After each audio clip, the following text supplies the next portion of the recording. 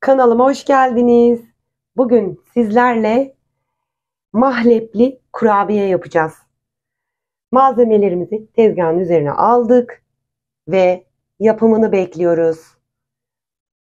Şöyle kısaca bir malzemelerimizi gösterelim. 2 yumurta akını içine kırdım. 250 gram margarinimizi koydum. 1 su bardağı sıvı yağımızı koyuyorum içine. Söylerken ve sırayla 1 tatlı kaşığı tuzumuzu ekliyorum.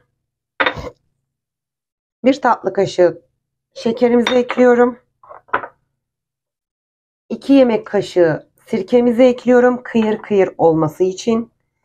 1 dolu yemek kaşığı mahlebimizi ekliyorum. Ve elimizle eziyoruz.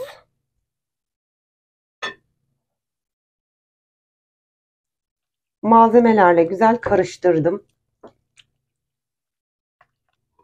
Yarım çay bardağı çörek otumuzu içine döküyorum. Ve kontrollü bir şekilde unumuzu içine 5 su bardağı bu arada kontrollü dökelim. Yoğuralım.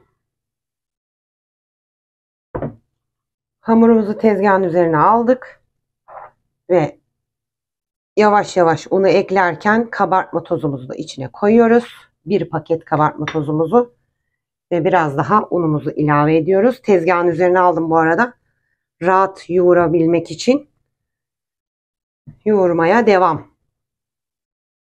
Hamurumuzun yoğurması bitti. Yuvarlak şekiller verip tepsiye dizeleyeceğiz. Bu şekilde yuvarladım ve bu şekilde kesiyorum.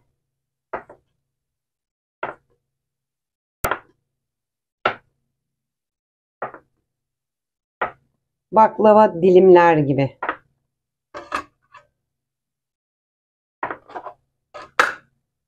Şimdi tepsiye dizeliyoruz.